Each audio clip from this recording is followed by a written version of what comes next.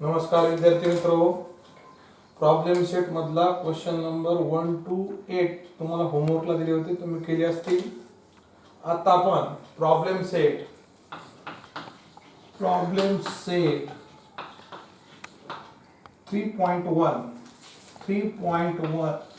Problem set 3 मधला question number 9 बघूत आपण. Okay, divide 207 in the 3 parts. 207 ला डिवाइड करायचे किती पार्ट मध्ये? 3 parts, such that all parts are in AP. दुसरी एक कंडिशन दिली, and product of two smaller part will be दिले 4623. यांचा प्रॉडक्ट दिलाय. प्रॉडक्ट कोणाचा दिलाय? स्मॉलर पार्टचा दिलाय. आणि मग आपण म्हणू शकतो let 3 part of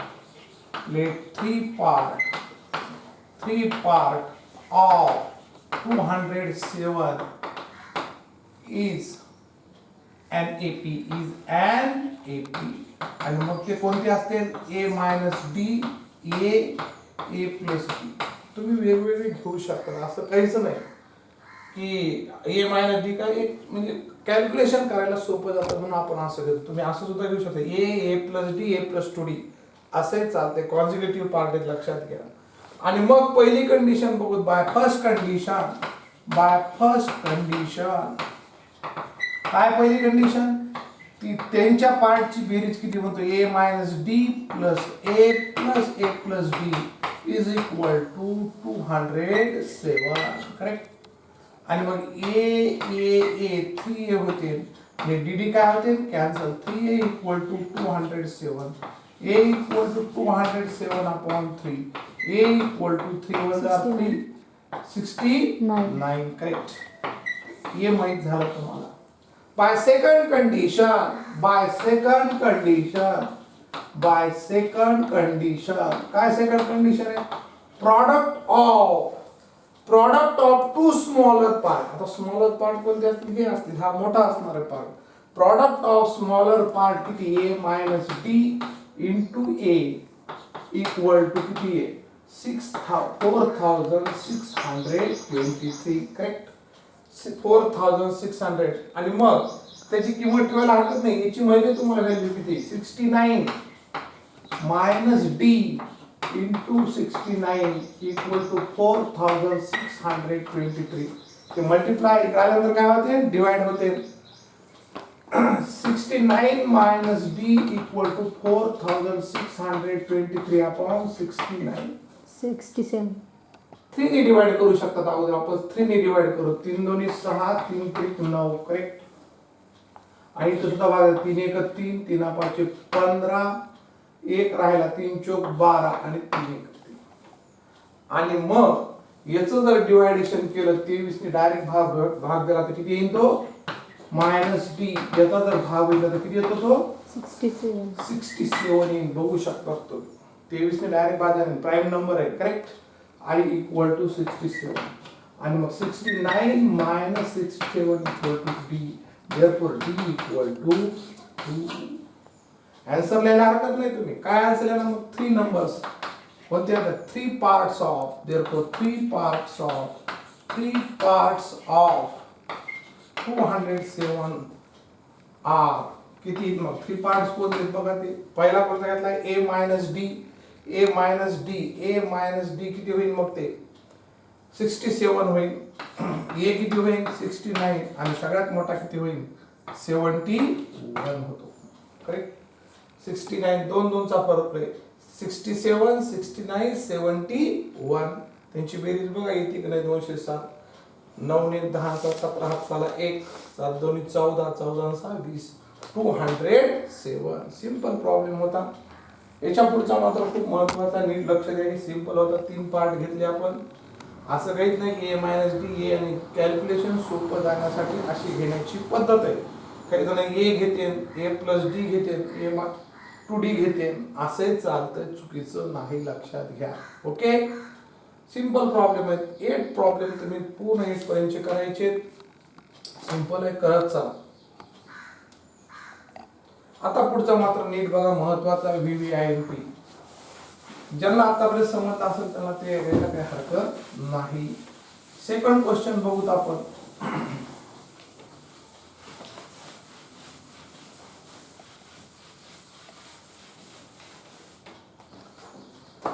second question बघू 10 नंबरचा प्रॉब्लेम सेट मधला 10 नंबरचा प्रॉब्लेम बघूत आपण की there are 30 terms in an AP.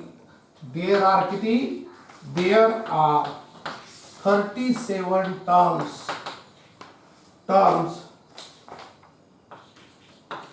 is an AP म्हणजे n माहिती आहे तुम्हाला n equal to 37. करेक्ट. आता पुढे काय विचारली कंडिशन बघा.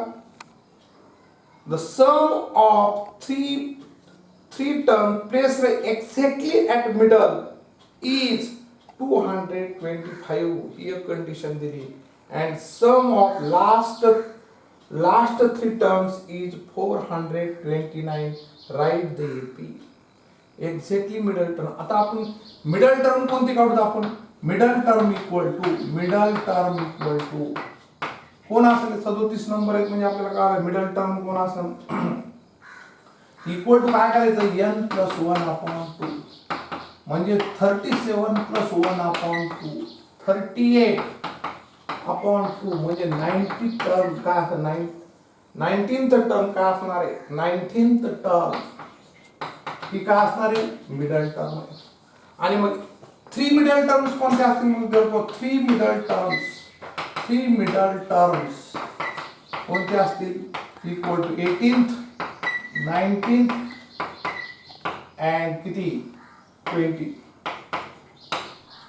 20वी टर्म 18 19 19 दोन्ही 38 18 इथं जर बघितलं तर मिडल 19 होती 18 18 दोन्ही 36 ने 19. एक्झॅक्ट मिडल टर्म कोणती? 19. मग त्याच्या अगोदरची एक घ्यावं म्हणजे मिडल एक्झॅक्टली मिडल टर्म 3 कोणत्या झाल्या? 3 विचारल्यात त्याने. 18th 19 and 20 terms are middle term. आणि अजून कोणत्या विचारल्यात? लास्ट त्यांची बेरीज काय दिली? त्यांची बेरीज बाय फर्स्ट कंडिशन त्या मिडल टर्मच्या बेरीज किती? म्हणजे T18 + T19 + T20 यांची सम किती दिली तुम्हाला? सम इज एक्झॅक्टली मिडल टर्म 225. लक्षात घ्या. करेक्ट. T18 T19 आणि T यांच्या तिघांच्या मिडल टर्मची बेरीज किती? 225. मग T18 किती असेल? आपण इथं मी तुम्हाला दाखवतो. Tn चा फॉर्म्युला माहिती आहे a + n - 1 * d. तुम्ही डायरेक्ट लिहिलं तरी चालतंय. मग T18 किती होईल? a + 18 - 1 * d. T18 equal to किती होईल? a + 17d. करेक्ट. म्हणजे एक मी कमी येतोय बघा. मग T19 किती होईल? a + 18d होईल. मी डायरेक्ट करतो. आणि T20 किती होईल? a + 19d होईल. तुम्हाला समजण्यासाठी घेतलंय. डायरेक्ट लिहिलं तरी चालतंय. T18 किती होईल? मग a + एक निकाल 17d + a + 18d + a + 19d equal to 225. काय केलं तुम्ही लिहू शकता. कोणता फॉर्म्युला वापरला तिथे लिहा. Tn इक्वल टू फॉर्म्युला वापरला. हे दाखवायची गरज नाही. दाखवलं तरी काही हरकत नाही. समजावून म्हणून सांगितलं. आणि मग a 3a होईल प्लस बघा किती बेरीज होती? 17 × 51 52 53 54 इतकी बघा 54d इक्वल टू 225. करेक्ट. बघा येते का? 17 × 34 17 × 51 52 53 आणि 54. करेक्ट. याला तुम्ही रिड्यूस केलं तरी चालते. 3 ने डिवाइड होतो का बघायला? 3 ने भाग जातो. 5 3 ने डिवाइड करायला अजून सोपं होईल. असं केलं तरी चालते. म्हणजे काय होईल? a + 3 × 3 3 × 3 3 सक 3 8 24 18d equal to 3 × 3 3 7 21 3 5 15 75. You equation number 1. Okay. Bye second condition काय ती बघा. बाय सेकंड कंडिशन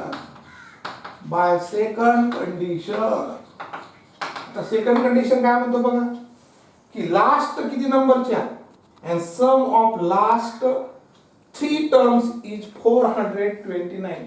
लास्ट 3 कोणते असतील मग? T35 plus T36 plus T37 equal to 400 किती? 429. करेक्ट. शेवटच्या 3 नंबरची बेरीज किती म्हणतो? 429. लास्ट 3 कोणते असतील? 35, 36, 37. आता सारखं लिहावं लागेल मग किती होईल मग हे?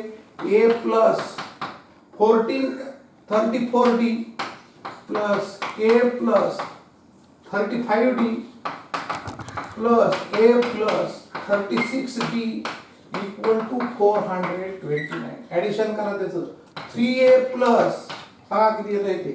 34, 35, 36 105 येते का बघा?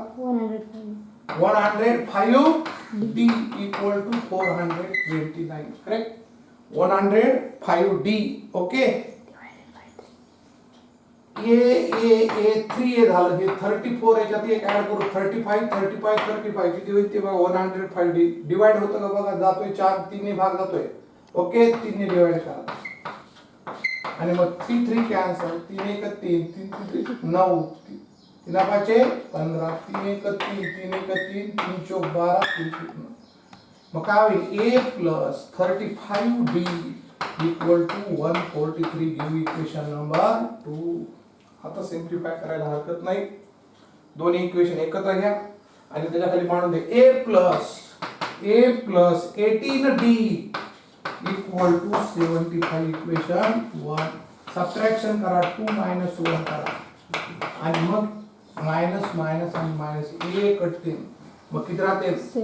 17B equal to 68. बरोबर आहे का मग?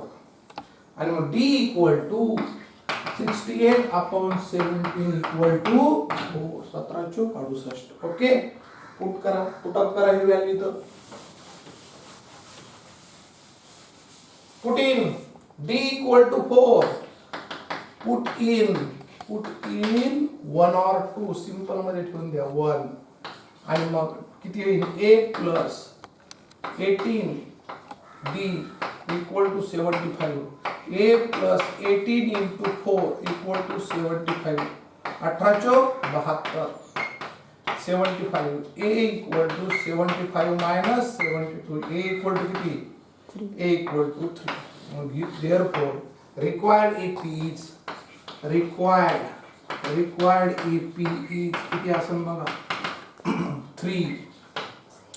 आणि D किती आले आपलं? 4 7. पुन्हा 4 ऍड करा. 11 15 अप टू डॅश. ही AP असं लक्षात घ्या. ओके, काय विचारले बघा तुम्हाला? What is AP?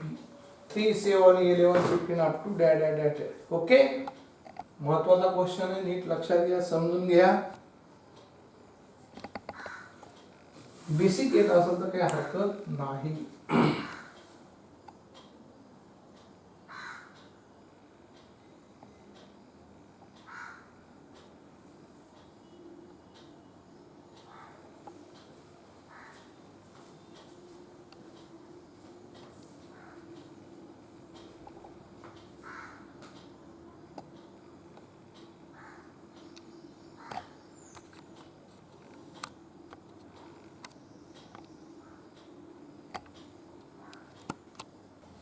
इलेवन नंबरचा प्रॉब्लेम बघू. स्टार केलेला आहे.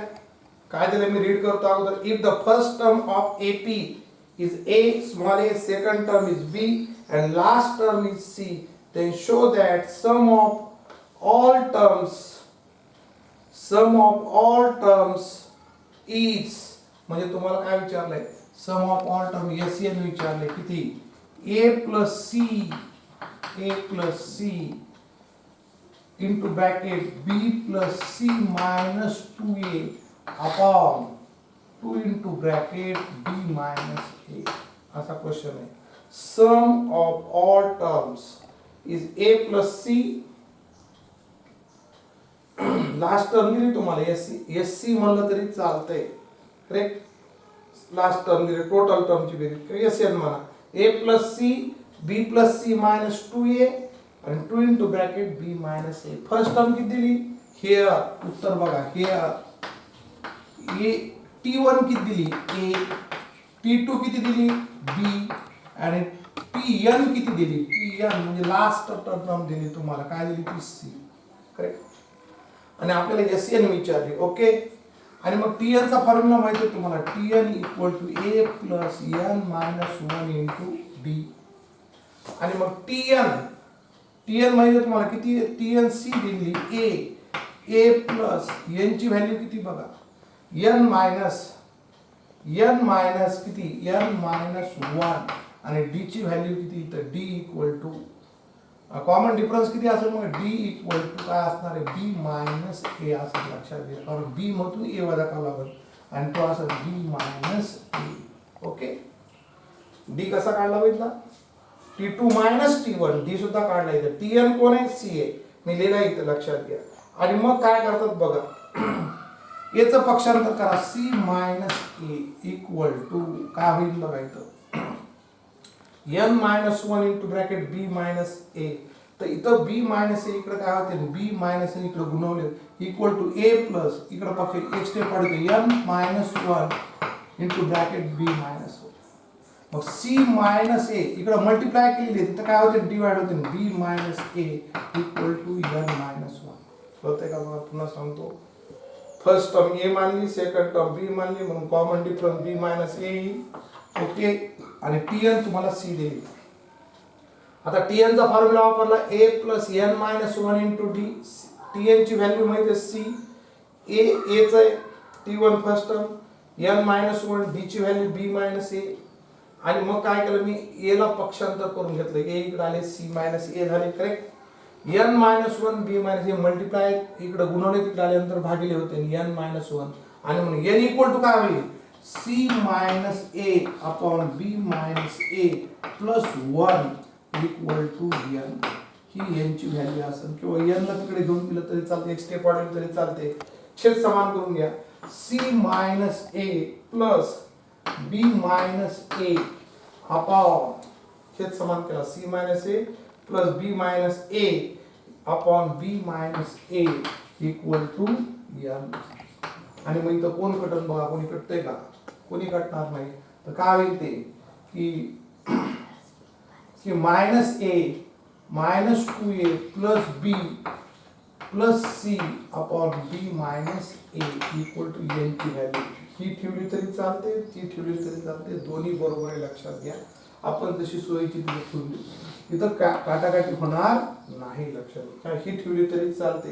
पुन्हा एकदा बघा, सी मायनस ए छेद समान केला बी minus a upon B minus ए, म्हणून मायनस 2a होते, किंवा बी प्लस सी मायनस 2a असं लिहिण्याची पद्धत आहे. मायनस ची टर्म नंतर घ्या, B plus C minus 2a upon B minus A into N. N माहित झालं.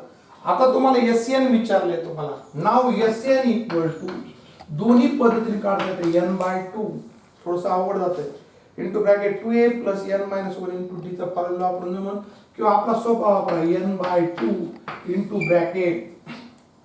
इंटू ब्रॅकेट काय की T1 प्लस Tn चा फॉर्म्युला. हा सोपा जातो, थोडं शॉर्टकट गणित होते लक्षात घ्या. दुसरा वापरला तरी चालतो, Sn equal to n/2 into bracket 2a plus n असं केलं तरी चालतं, थोडंसं कॅल्क्युलेशन मोठाली जातं. हे वापरा मुद्दाम. मग Sn इक्वल टू n ची व्हॅल्यू नीट ठेवा, b plus C minus 2a upon b minus a. Correct.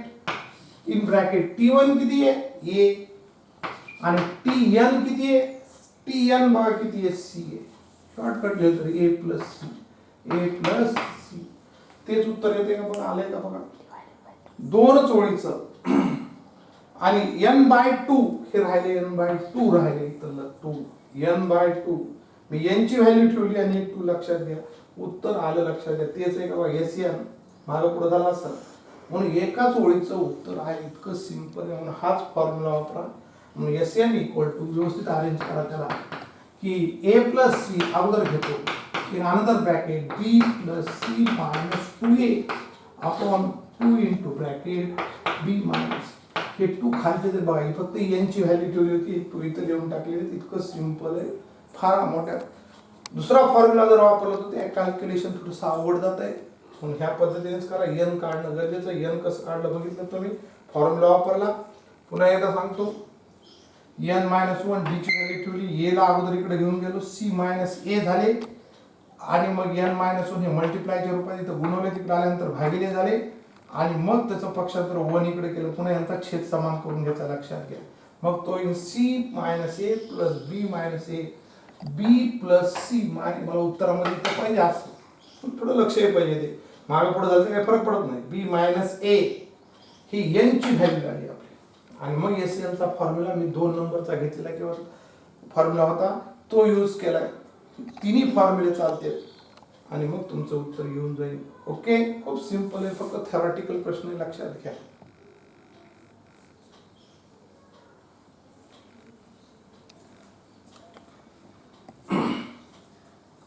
आता पुढचा प्रॉब्लेम मात्र व्ही IMP बऱ्याच वेळा परीक्षेला येऊन गेलाय 5 मार्काला जेव्हा 5 मार्काचा होता आता तुमचा 4 मार्काला क्वेश्चन विचारला जातो म्हणून हा विचारला जाऊ शकतो 2-3 वेळा असे प्रश्न विचारले व्ही IMP स्टार सुद्धा केलेला आहे तो नीट बघू ओके 12 नंबरचा आणि 13 नंबरचा खूप महत्त्वाचे प्रॉब्लेम आहेत एक्झाम मध्ये 4 मार्काला विचारले जाऊ शकतात 2 वेळा परीक्षेत ते विचारले गेले वेगवेगळ्या स्वरूपात मागच्या सिलेबस मध्ये ओके आता मात्र आपल्याला तो नीट बघायचा 12 नंबरचा प्रॉब्लेम मी रीड करतो फार महत्त्वाचा याच्यावर तुम्हाला एक्स्ट्रा प्रॅक्टिसला देणार सुद्धा आहे 12 नंबरचा if sum of first p terms of an AP is equal to sum of first q term then show that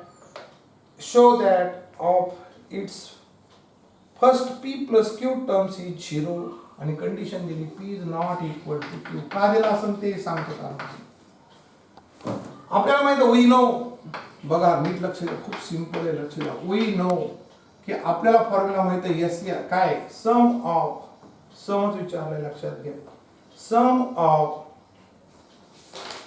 SN चा फॉर्म्युला माहिती आहे we know SN n/2 into bracket 2a plus n minus 1 into t correct आता सम of p term इथे nth term आहे तसे काय म्हणायचं तो सम ऑफ p टर्म जिथे जिथे n आहे तिथे काय करा p ठेवून द्या जिथे जिथे n आहे सम ऑफ p टर्म्स म्हणजे फर्स्ट p टर्म्स म्हणण्याची पद्धत sum of n term sum of p term sum of mth term m terms m term असतील n टर्म कोणती लिहू शकतो p जिथे जिथे n आहे तिथे p ठेवा काय होईल p/2 2a plus n आहे म्हणून काय p - 1 into d give equation number 1 काय चेंजेस केलं जिथे n होतो तिथे p ठेवले तोच पण सम ऑफ p टर्म म्हणायचं पहिल्या p संख्यांची बेरीज असेल आणि दुसरं काय झाले sum of is equal to काय झाले condition is equal to sum of q term also sum of qth term म्हणजे काय जिथं जिथं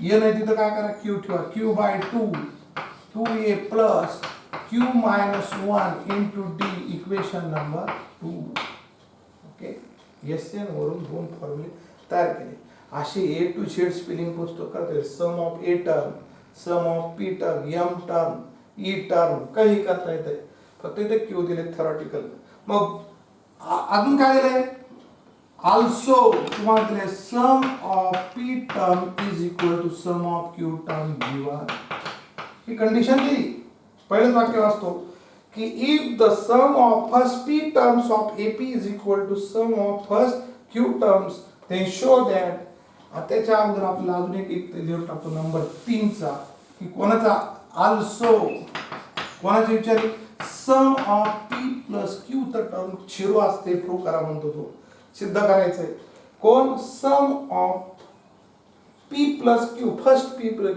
पुन्हा तीच पद्धत जिथं जिथं येणार तिथं p प्लस q ठेवा म्हणजे काय होईल मग तिथं p plus q is equal to p plus q upon 2 into bracket 2a plus p plus q minus 1 into d equation number 3 काहीच केलं नाही जिथं n होतं तिथं p प्लस q ठेवलं इथं n होतं p प्लस इथं n होतं p प्लस इथं n होतं p प्लस q आणि मायनस 1 जसं तसं d as it is 2a as it is तिघाचं काम आहे but but S P equal to S Q given दिले तुम्हाला कंडिशन की sum of P term is equal to sum of Q term ठेवून द्या दोन्हीची किमती p by 2 into bracket 2a plus n minus 1 into d p minus 1 into d 2a plus p by 2 याची value ठेवायची आणि q ची काय होईल q by 2 into bracket 2a plus q minus 1 into d correct sp ची value ठेवली sq ची ठेवली sum of p term sum of q term जिथं जिथं p q n होतं p ठेवलं आणि मग आपल्याला माहिती हे 2 आणि हे 2 कॅन्सल होते कारण हे काय किंवा दोन्ही बाजूला 2 ने गुणून काही म्हणा मल्टिप्लाइंग ईच टर्म बाय 2 सगळे मल्टिप्लाय किंवा दोन इकडे भागले तिकडे अंतर काय गुणवले मग काय p into ब्रॅकेट काय होईल बघा 2p into ब्रॅकेट काय राहते तर मग 2a plus p minus 1 into d is equal to q into bracket 2a plus q minus 1 into d okay 2 का कॅन्सल झाले हे भागिले तिकडे आल्यानंतर काय झाले असते गुणवले किंवा मल्टिप्लाइंग बोथ साइड बाय 2 काही पण मग काय करतो त्या p ने याला गुणतो दोन्ही टर्म आणि q ने याला गुणतो काय होईल 2ap plus p into bracket p minus 1 into d correct equal to 2qp aq plus q into bracket q minus 1 into d correct me p ने ह्या दोन्ही टर्म लावणार 2ap याला गुणलं p into bracket p minus 1 into d हे एक term आहे दुसरी term ही term नाही हे मल्टिप्लायच्या रूपात आहे लक्षात घ्या इथं तसंच आहे आणि मग मी काय करतो याचं पक्षांतर करतो आणि a टर्म्स एकत्र करतो आणि dd टर्म्स एकत्र करतो 2ap आणि 2aq 2ap minus 2aq plus p into bracket p minus 1 into d minus q into bracket q minus 1 into d equal to 0 मी काय टाइप केलं लक्षात घ्या a टर्म वाले जवळ केले a टर्म वाले जवळ केले आणि dd टर्म वाले जवळ केले हे पक्षांतर झालं म्हणून मायनस साइन होईल आणि मग इथं काय कॉमन निघेल बघा इथं काय कॉमन आहे 2 into 1 इथं काय कॉमन आहे a कॉमन निघाल 2a कॉमन निघाल कंसात काय नाही तर बघा p minus q 2a common निघाल p minus q प्लस इथं d कॉमन निघाल आणि इथं multiplication p square minus p minus q square plus q minus minus plus होते लक्षात घ्या plus q equal to 0 check करा स्टेप इथं 2a कॉमन घेतले कंस राहिले p minus q plus d common घेतले या दोन टर्म पहिल्या दोन टर्म मध्ये 2a कॉमन घेतलं दुसऱ्या दोन टर्म मध्ये d कॉमन घेतला आणि p ने याला मोनोमियल टू बायनोमियल मल्टिप्लाय केलं p स्क्वेअर मायनस p इथं डेंजर आहे मायनस q स्क्वेअर आणि minus minus plus q equal to 0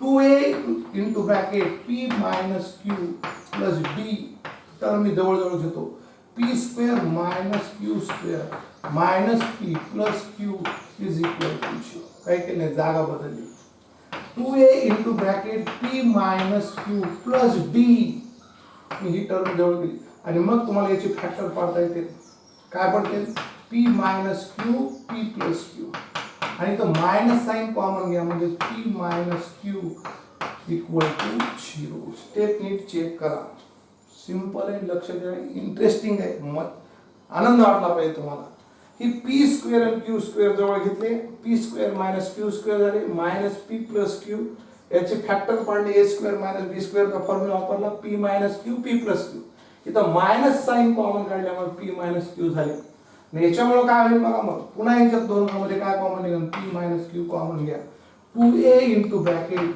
p minus q plus d p minus q common घ्या याच्यामध्ये आणि दुसऱ्या ब्रॅकेट मध्ये राहते p plus q minus 1 bracket close equal to 0 correct बघा p प्लस q तो कुणी नाही म्हणजे एक राहिला मायनस 1 इथे चिन्ह ती नीट काळजी घ्या p मायनस q याच्यात कॉमन काढले हे वेगळे आता पुन्हा ही एक टर्म आहे ही एक टर्म आहे हा भाग वेगळा हा भाग आता दोन्ही मध्ये काय कॉमन निघाल हे p मायनस q कॉमन घ्या p मायनस q कॉमन घ्या कंसामध्ये आता काय राहील बघा 2a 2a प्लस काय होतंय p plus q minus 1 into d bracket close 2a into bracket चौकटी कंसात लिहावं d इक्वल टू 0. बघा p मायनस q कॉमन काढलं कंसामध्ये राहील 2a plus p plus q minus 1 into d. Okay हे कॉमन लिहिलं इथलं 2a हे d मी नंतर घेतलं आणि p plus q minus d. आता इकडे मल्टिप्लाय आहे त्यानंतर काय होते भागिले होते लक्षात घ्या. म्हणजेच काय म्हणते 2a plus p plus q minus 1 into d is equal to 0 upon p minus q. आणि मग ही कंडिशन दिलेली कळलं तुम्हाला. 0 ला 0 ने भागितलं तर 0 येत नाही. तर p minus q is not equal to हे दोन्ही जर समान असेल तर त्यांच्या की 0 येईल आणि 0 बाय 0 0 होत नाही. म्हणून त्यांनी कंडिशन टाकली p is not equal to q. Reason आता कळाला असं उगाच टाइमपास म्हणून दिलं नव्हतं हे. p मायनस q हे शून्य छेद शून्य होता कामा नाही. नॉट डिफाईन होते. आपल्याला माहित आहे की 2 अपॉन 0 नॉट डिफाईन 0 अपॉन 2 0 पण 2 अपॉन 0 नॉट डिफाईन. आता म्हणून सर 0 अपॉन 0 नाही हे सुद्धा नॉट डिफाईन होईल लक्षात घ्या. म्हणून तिने सांगितलं p minus q is not equal to 0. तो 0 नसेल नॉन झिरो नंबर असेल तर त्याची मात्र कोणत्याही नॉन झिरो नंबरने जर शून्याला व्हायचं तर भागाकार काय असतो 0 असतो. हे माहित असणं गरजेचं आहे. लास्ट स्टेप कडे जाऊ. याला किती नाव द्या मग एक स्टेप आपण करून टाकू इथं.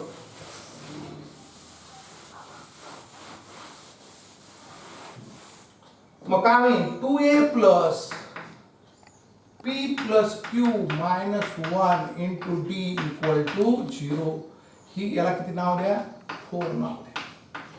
याची किंमत 0 काढली कशासाठी नाव पुट इन 3 ही किंमत कुठे ठेवा 3 मध्ये ठेवली. 3 मध्ये बघा हीच एक व्हॅल्यू बघा 3 मध्ये त्याची गरज आहे मी तीच काढली.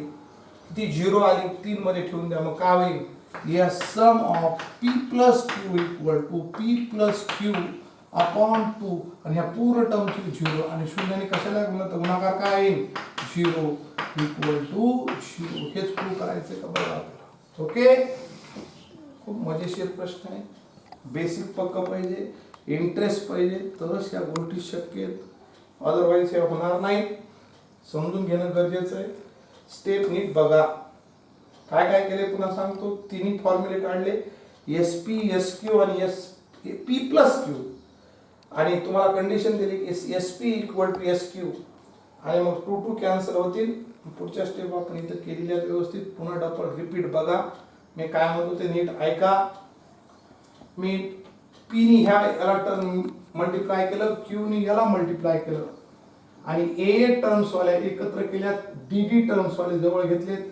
2a कॉमन काढलं ह्या दोन्ही मध्ये d कॉमन काढलं. ही टर्म जवळ घेतली त्याचे फॅक्टर पाडले मायनस p प्लस q होईल. याच्यातून मायनस चिन्ह कॉमन काढलं p मायनस पुन्हा याच्यातून हे कॉमन घेतलं ते हे कॉमन हे राहील. मग पुन्हा हे ह्या टर्म आणि ह्या टर्म मध्ये प्लस मध्ये कॉमन घेतलं p मायनस q कॉमन निघालं हे राहील. हे मल्टिप्लाय केल्यानंतर डिवाइड होते आणि ते 0 होते. ह्या टर्मची किंमत 0 झाली. ही कुठं पुटअप केली 3 मध्ये पुटअप केल्यानंतर शून्याने कशाला मल्टिप्लाय 0 होतोय हेच प्रूव्ह करायचं आहे आपल्याला. ओके असंच एक प्रॉब्लेम आहे. आपण 12 नंबरचा सेम असाच आहे. ते TN वर आधारित आहे. हा SN वर होता. मी तुम्हाला याच्यावर घेईन प्रॉब्लेम लक्षात घ्या. ओके काय हरकत 13 नंबरचा सेम असाच आहे. फक्त TN चा प्रॉब्लेम नीट बघा. दोन्ही सेमच आहे. टेक्निक एकच आहे दोन्ही प्रॉब्लेमचं. फक्त प्रॉब्लेम रीड करतो. इफ m टाइम्स म्हणजे गुणवले असतात the mth term of AP is equal to n times nth term then show that m plus nth term of AP is 0. असाच क्वेश्चन आहे लक्षात घ्या. समजा we know आता आपल्याला m आता tn चा फॉर्म्युला माहिती आहे तुम्हाला a plus n minus 1 into d. याला एक नाव देऊ आणि त्याचा वापर आहे आपल्याकडे. असा tm काय होईल मग a plus m minus 1 into d2 आणि यांची सम जर घेतली tm plus n जिथं जिथं m आहे n आहे तिथं m plus n ठेवायचं काय होईल a plus m plus n minus 1 into d equation 3. T एनचा फॉर्म्युला जिथं जिथं एन आहे तिथे एम ठेवलं आणि जिथं जिथं एन आहे तिथे एम प्लस एन.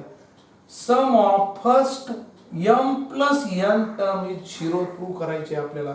आणि तुम्हाला ऑल्सो काय दिलंय, but m times m th term is equal to n times n th term दिले गिवन. ही कंडिशन दिली की tm ची m पट मल्टिपल आहे, ही tn च्या n पटी एवढी असते. व्हॅल्यू पुटअप करा, m equal in bracket tm ची व्हॅल्यू पुटअप करा, काय होईल a plus m minus 1 into d is equal to n into n ची a plus n minus 1 into d bracket close. m याला multiply am plus m into bracket m minus 1 into d n ने multiply an plus n into bracket n minus 1 into d. m a वाले पद एकत्र घ्या आणि dd वाले पद घ्या. जे मागच्याच्यात केलं तेच करायचं, लक्षात घ्या. मग काय होईल am minus an plus m into bracket m minus 1 into d equal to minus n into bracket n minus 1 into d equal to 0. Step बघा ठीक. हे am आणि an जवळ घेतले, a वाले पद मागच्या ह्याच्यात असंच केलं होतं, जवळ घेतले पण इकडं LHS ला आले म्हणून साइन चेंज होईल am मायनस an. ओके, आणि हे प्लस होतं आणि हे काय मायनस होईल. मग कॉमन घ्या, काय कॉमन निघाली, पहिल्या दोन मध्ये कॉमन इथं काय होतं नीट बघा. इथे मी काय कॉमन घेतो, a common m minus n plus हे m याला मल्टिप्लाय करतो, d कॉमन घ्या, इथं d कॉमन घ्या, m square minus m minus n square plus n equal to 0. d तिकडे लिहिलं तरी चालतं, इकडे पुन्हा सांगतो. पहिल्या दोन टर्म मध्ये a कॉमन घेतलं, दुसऱ्या दोन टर्म मध्ये d कॉमन घेतलं, m याला मल्टिप्लाय केलं, m square minus m minus n square होईल, लक्षात घ्या. Minus minus plus n equal to 0. a into bracket m minus n plus d m square minus n square minus m plus n equal to 0. जागा बदलली, काहीच केलं नाही. मग a into bracket m minus n plus d याचे factor पाडा, m minus n m plus n, आणि याच्यातून काय कॉमन घ्या, दोन्ही मधून मायनस 1 कॉमन घ्या, m minus n bracket close equal to 0. हे m मायनस पुन्हा कॉमन निघाल, a plus m minus n plus d into bracket m minus n common घ्या, कंसात काय राहील m plus n minus 1 equal to 0. ठीक आहे, सेम तसंच आहे, लक्षात घ्या की ह्या किमती काढल्या, m मायनस n कॉमन घेतलं, m प्लस n मायनस 1 राहील. आता ही एक टर्म झाली, ही पूर्ण दोन टर्म झाले, याच्यात पुन्हा हे कॉमन निघालं. ऍडिशन किंवा सबट्रॅक्शन जोडलेल्या टर्म्स असतात, असं नाही मोजायचं 1 2 3 4 5 असं नाही, मल्टिप्लिकेशन मध्ये नाही. ही एक टर्म, ही टर्म इथं तसं होतं, ही एक टर्म ही दुसरी टर्म, याच्यात कॉमन निघलं m मायनस n, आणि मग राहिलेल्या याच्यात कोण m प्लस n आणि मायनस 1 दुसऱ्या कंसात. आता इथे m मायनस n कॉमन घ्या, कंसात काय राहतं बघा, a plus m plus n minus 1 हे d नंतर लिहितो फक्त, d इक्वल टू 0. राईट, दोन्ही कॉमन m मायनस 1 इथं a राहिलं, a इथं राहिलं, आणि इथं काय कॉमन राहिलं m प्लस n मायनस 1 आणि d गेलं. हे इकडे गुणवले तिकडे आल्यानंतर भागिले होते, a plus m plus n minus 1 into d is equal to 0 upon m. 0 ला कशाने m minus n is not equal to 0. a plus m plus n minus 1 लक्षात, m plus n minus 1 into d equal to 0. Put in 3, ही value 3 मध्ये put up करा. मग काय होईल 3 मध्ये पुटअप केल्यानंतर बघा, 3 मध्ये पुटअप करा, ती व्हॅल्यू काय होईल बघा. ही किंमत तयार आहे आपल्याकडे. पूर्ण याची व्हॅल्यू जर ठेवली आपण, a प्लस m याची पूर्ण व्हॅल्यू काय आहे 0, म्हणून tm प्लस n इथं लिहिलं तरी चालतंय, tm प्लस n ही पूर्ण व्हॅल्यू इथं a plus m plus n याची व्हॅल्यूज काढून घेतली आपण तिथं, ती किती येईल 0. हे प्रूव्ह करायचंय का बघा, खूप सिंपल आहे. महत्वाचा क्वेश्चन आहे. एक्झाम मध्ये 4 मार्कला बऱ्याच वेळा विचारला गेला, 5 मार्कला विचारला गेलाय, पण आता तुमचे 4 मार्काचे जे गैरसमज भरपूर आहेत. बोर्ड जातो का राहतो का काय, तुम्हाला काही नाही. अजून 15 वर्षांनी येणार आहेत त्या गोष्टी. आता त्याचा तुम्ही विचार करू नका. सगळी अर्धवट माहिती आणि त्याची चर्चा होते की आपला बोर्डच राहतो का नाही, यावर्षी 10वीला बोर्ड आहे का नाही. 15 वर्षांनी येणार आहे. अजून बालवाडीला सुरू होणार आहे, ते 2 वर्षांनी. नीट वाचत चला. अफवा नुसता पसरायची गरज नाही. आता 10वीचं बोर्डच उडालं, अर्धी माहिती घेऊन आपण सगळी अफवा उठवतो. तर बोर्ड उठणार नाही, काही नाही. अजून त्याची काही नाही. बालवाडीचे वर्ग अजून 2 वर्षांनी त्याच्या अंमलबजावणी होणार आहे. त्याच्यामुळे तुम्ही त्याचा काही विचार करू नका. ओके, तुम्ही अभ्यास करत राहा, तेच महत्वाचं आहे. बाकी गोष्टीत लक्ष घालू नका. शॉर्टकट आणि फायदा बघू नका. लॉंग कटच कामाचं आहे. काही वेळ त्रास होईल, पण फायदा ते लक्षात घ्या. लास्ट प्रॉब्लेम खूप सिंपल आहे, ऍक्टिव्हिटी. तर मी प्रॉब्लेम म्हणून मी घेणार आहे आणि हा इथे चॅप्टर संपन. याच्यानंतर तुमचा लास्ट फर्स्ट टर्म मधला चॅप्टर म्हणायला हरकत नाही, प्रोबॅबिलिटी आपण घेणार आहोत. खूप सिंपल चॅप्टर आहे. याच्यानंतर नंतर मग जॉमेट्रीकडे आपण बघू शकतो. 14 नंबरचा प्रॉब्लेम असतो, खूप सिंपल आहे की 1000 इज द इन्व्हेस्टेड. प्रिन्सिपल किती आहे? लास्ट प्रॉब्लेम 14 स्टार नाही की किती प्रिन्सिपल आहे. RS 1000 इन्व्हेस्ट करण्यात आलं. ॲट रेट काय? 10 PCPA. आणि इंटरेस्ट कोणता आहे? Simple interest. 2 इंटरेस्टचे प्रकार म्हणजे तुम्हाला compound interest and simple interest. Check at the end of year of every year if the total interest amount is an AP. बघा, प्रत्येक वर्षी जर त्याचा इंटरेस्ट भेटतो तो मात्र काय? APA.